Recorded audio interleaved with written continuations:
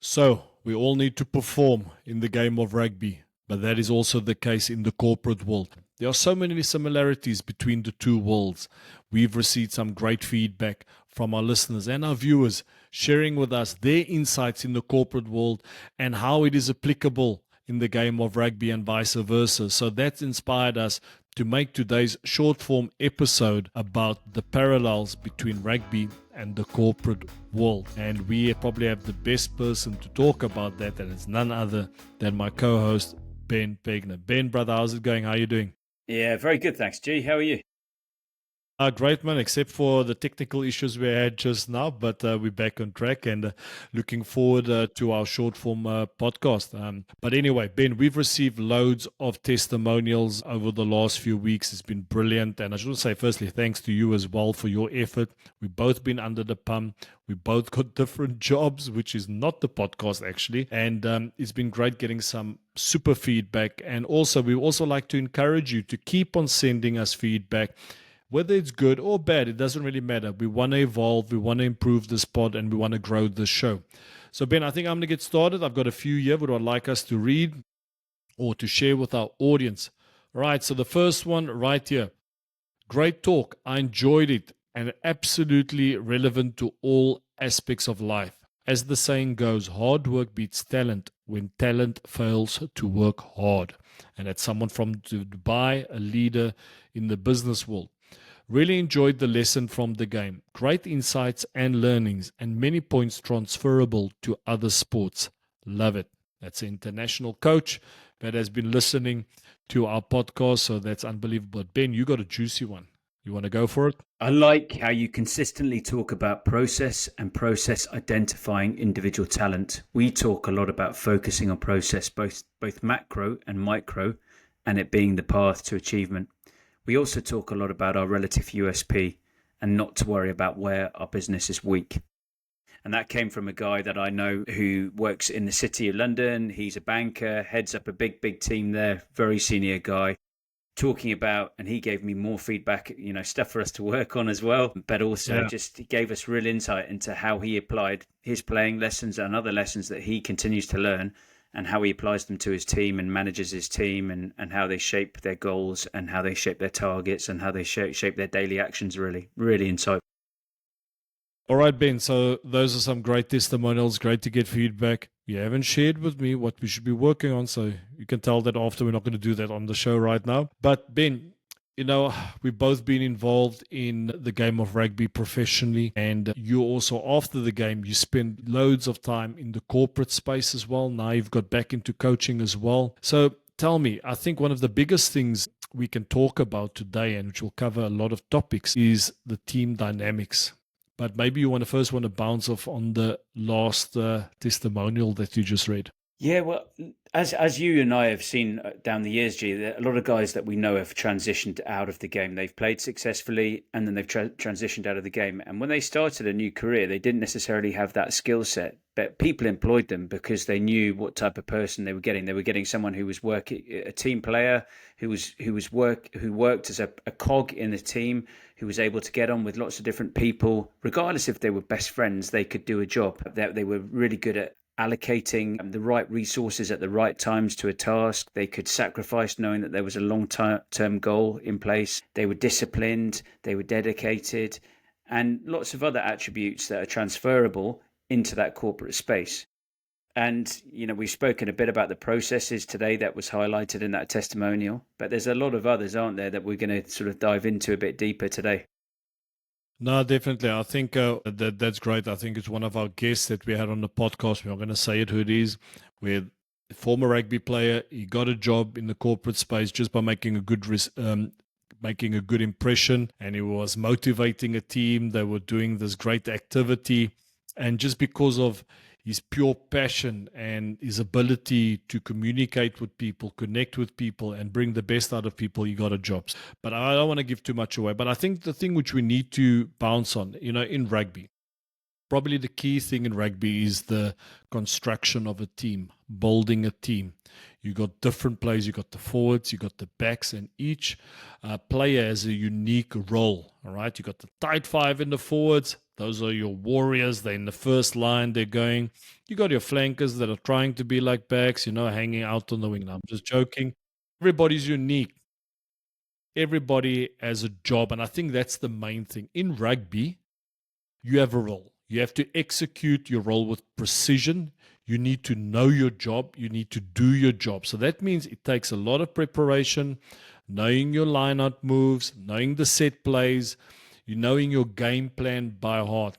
So that's the key. In rugby, you can only be successful in rugby if you're executing a role with precision. And if one person forgets his job, it impacts the whole team. And I mean, that's similar in the corporate space. If one person is not doing his job, it impacts the whole team. You can probably definitely give us more insights in terms of Yeah, that. great point. I agree 100%. You have this interdependency in rugby. We're all dependent on one another. If I don't do my job, you can't do your job. And, you might be the guy that scores all the tries, but actually, if I don't secure the ball for you, you're not going to ever get the opportunity to score those tries.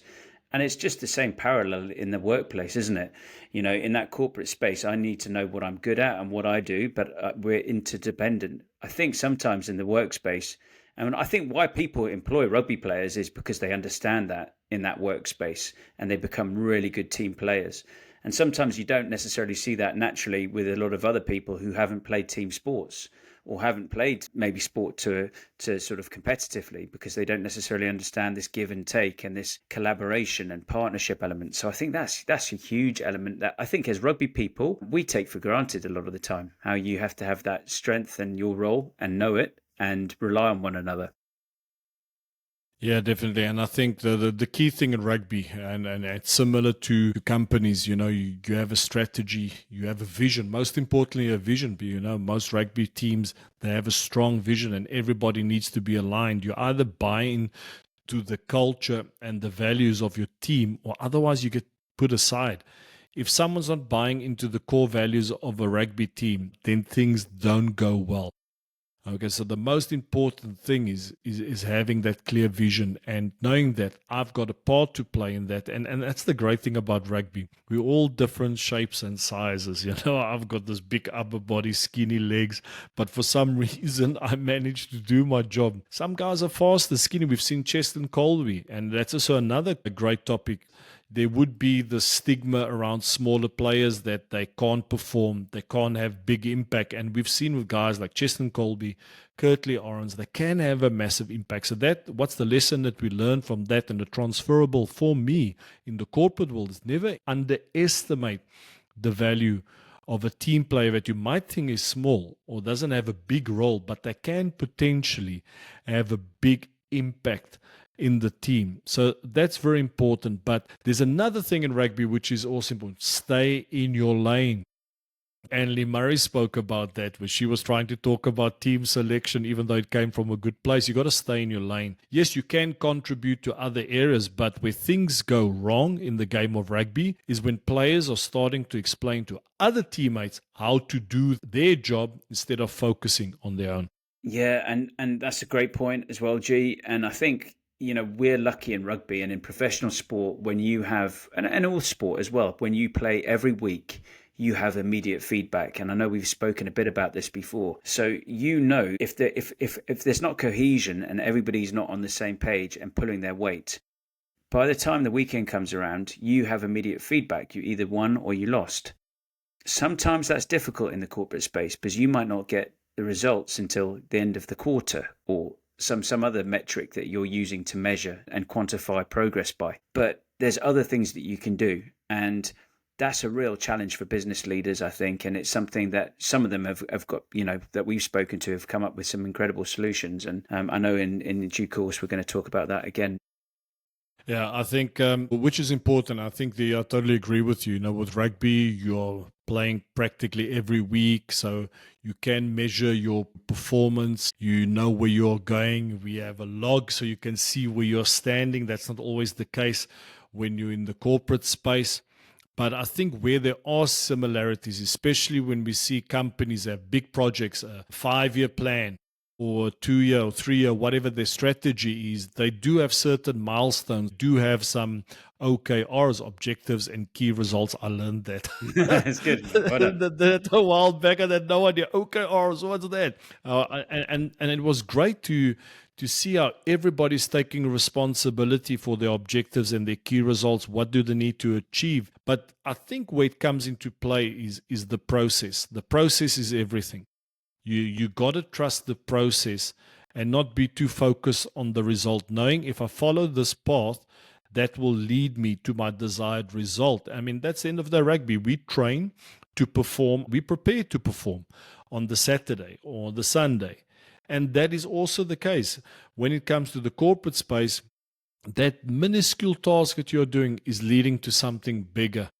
No, it's Huge. preparing you for something. It's preparing you for that big event, that big milestone. Because if you don't achieve certain milestones in a certain time period, that's when you fall behind. That's when the bigger project might potentially fail. Yeah, it's huge, G. We talk about setting that longer term goal and then working backwards from that point to build to daily actions so that you can go through those processes. And we take our mind off the outcome to a certain extent. It's in the back of our minds, but we're thinking, okay, if I put these building blocks and these foundations in place today and tomorrow, and then next week, and then we can look at block number one is maybe this 4 week period, then we can contribute to a clear pathway and we're moving in the same direction. And it's the same in that corporate space. And the really successful people are able to motivate everybody, keep everybody aligned, facing in the same direction, even though they've got all different motivations, which is a bit different to a team, isn't it? When a team is trying to just win on the weekend and everybody's pretty much all definitely facing the same direction and it's a given. So there's an interesting dynamic at play there in the corporate space as well. Ben, from my experience hosting seminars and doing team building sessions, a lot of or most of the time people ask me to come in to help them create cohesion. In a way, I hate that word. I love team dynamics. It's about, because each team is different, each team is unique. Each team, like a rugby team, each team has a different style of play. Some teams are more robust, other teams play with speed. But what it comes down to is building your team. Identify who are your team players, what are their strengths, what are their weaknesses, and what will be the best game plan for them to be able to perform. And I think that's very important because that comes into your preparation. Preparation is key. You build confidence through preparation. So how does that tie into the corporate space? Because in rugby, sometimes you might not actually get along with someone in your team. You might not be best friends. Everybody think rugby players are best mates. But what does exist in the game of rugby is mutual respect. Respect for the work you're doing your job, executing your role with precision. And sometimes people in the corporate space don't know how to play with others because egos get in the way. The bigger picture gets in the way. With rugby, at the end of the day, everybody wants to win. Everybody wants to perform. Yeah, 100%, G. I was speaking to a friend recently. You just reminded me. They are very, again, in London. They're a very successful banker, and they have a really difficult situation at the moment because this person is managing some staff who are quite a bit older than them, and they've been in the business a very long time, and their motivations are very different to that young, really ambitious, driven person. That the older people, they're actually just, it feels like they're just hanging on the last couple of years so that they can cash out. And so trying to harness and get the best of everybody and continue to move forward in the same direction, make sure we're all facing in the same direction, can be extremely challenging in that corporate space. We're going to get some amazing people on who've done that locker room to boardroom journey, and they're going to give us some of those their insights from that experience and what they've had to implement. So that's going to be excellent down the line as well. I think, Ben, what we've learned from you, I want to use South Africa as an example all the time, but, there's so many lessons. If you look at Rassie Erasmus, the emphasis he puts on the alignment camps. In rugby, normally you will have training camps, and this is where you push the players' limits, where you're pushing them mentally, physically, and emotionally. The alignment camps are what we can pick up. Obviously, we don't have all the insights, what's exactly happening, but what we have picked up is from his book and podcasts where players have been on, is that they are getting aligned with the vision, the strategy, What is the role? Defining the role of each person, every member, the staff. When we spoke as well to Anley Murray, the most important thing is that everybody needs to be the best at their job. And I think that's all you want in your team. You want everybody to be the best or a specialist in their position. And that's the great thing of rugby. Team dynamics, just to tie it off, I know we can deep dive and there's so many other topics that we've selected. We're going to focus on team dynamics today and we'll come on now to adaptability afterwards. So, a team, you need leaders. You need leaders. You need different style of leadership as well. You can't just have one style. It comes down to what team you have, team needs in the game of rugby. You got your strategic leaders. These are the guys that are responsible, working with the coaches, working on the strategy, the game plan, what set plays they'll be doing. Then you have your leaders of aggression. These are the guys that are responsible to go to battle, go to wall, break the line. And then you've got also the other leaders who are there, they lead by example. They're just exemplary in their work ethic, their repeated efforts, just being consistent in a performance. You don't need to be a leader, or put it this way, you don't always need to speak to be a leader. You can lead in different ways. You can lead by action, lead by example. And I remember back in the days when I was at the Bulls, we were so fortunate. We had so many great leaders. You had Victor Matfield, you had Brian Abana, Farid Dupree, Wynand Olivier, Mornay Steyn, Gary Botha, so many guys to mention, PSPs. Everybody had a specific role. We were all strong personalities, but the key thing was we didn't have an ego. Or maybe sometimes we had, but we managed to sort that out. But for example, I was the guy that was responsible to get the team up before the game. So I had to work on my speech, make sure I'm getting the guys right, pushing the right buttons. And what funny story, actually, I'll never forget this Bakkies Botha, who hardly spoke. And I think it was the 2010 final in Soweto. The forwards, we just finished our warm-up, and normally we get the guys ready. We're going to war, we're going to battle. And then he just rumbled out something simple and just said, guys, the only pain that I know is the pain that I inflict. So that's quite hilarious. I'm going off topic there. Ben, anything you'd like to add in terms of the leadership and Yeah, importance of different leadership styles? yeah, I love that. And I was thinking earlier, I was a peripheral player at Wasps in that successful period when the team won the Heineken Cup. And I was thinking earlier about the different leaders within that team. And sometimes leadership, I remember Raf Ibanez, him just pulling the right person into the huddle and giving you a wink. That was leadership. And people held each other to account. Everybody had different motivations. Some wanted to play for England for the first time. Some wanted to finish up and play the Heineken Cup final and go out on a winning note. Other guys were just playing for the next contract because their contract ended and they hadn't got a club yet. But the leaders within that team were all very different, and they did it in a different way. Lawrence Dallaglio was more vocal, and he was the captain, incredibly inspiring, incredible leader, led by example as well. But then someone like Phil Vickery was much quieter, but when he spoke, you listened. All the way through the team, and there's a different person who would had a different attribute and give a different message at a different time. And I think the very best teams have that dynamic, don't they? There's a mutual accountability and mutual respect. And like you said earlier, not everybody had to be best mates, but they all had to be aligned and pulling in the same direction because we wanted the same outcome at the weekend, whatever our reasons were. We needed the team to win on the weekend. Mine might be because I'm trying to get a professional contract and not retire.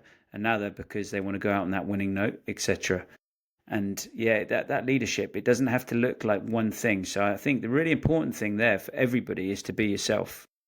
Don't compare yourself to other people. That's what I would really encourage young players who listen to this as well, and young coaches and people in that court. Be yourself.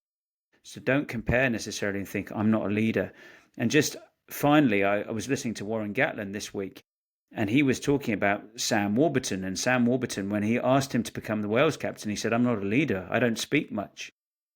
And he had to go through clips with Sam Warburton, and he pointed out when they'd had this amazing defensive set on the line and they'd held the opposition out, and he celebrated, and it was as if they'd scored a try and won the game, and he was just patting his teammates on the back. Come on, we go again. And he said, that's leadership. It was just this statement of intent, not what he said, not big, long speech. So yeah, there's lots of different ways we can lead, and it's important we embrace all of those different types of leaders. There's something which you just touched based on, and it's acknowledging the efforts of your teammates. I think that's very important in the game of rugby, just by saying, hey, great job, great tackle, good hit, super run, loves what it. Let's keep it up, keep on going. I think it's so important to value your teammates as well. And that's the same in the corporate space, just by saying, hey, great job, great presentation. Can definitely see you put some work into it. That kind of boosts the morale, that it inspires more cohesion and connection. Yeah. Ben, let's move on quickly to Just adaptability. Sorry, on yeah, that, go on for it. that, yeah, G, it's a great point, and I learned this point, and for the first couple of years of my career, I thought that if I complimented somebody else, it meant that I wasn't very good, and especially if they were Interesting. especially if it was a rival in my position. And I remember having to sit down and look at myself and park my ego and say, just because you compliment somebody else, it doesn't mean that you're not good at that thing either, or Yeah. something else. And you need to park your ego. And for me, it was a mindset shift. I had to change that. And it's really important what you said there in that corporate space. Just because you compliment somebody else, it doesn't mean you're not doing a good job, or, there's enough to go around. Brilliant. Ben, not to cut you short because I can go on there and we can just keep on going. All right. Let's maybe just shift 2 or 3 minutes, just focusing on the importance of adaptability in the game of rugby. You can have the best strategy, you can have the best game plan, but sometimes things don't go your way. The weather changes, or your opposition, they throw something different at you, and you need to be able to adapt. You need to pivot.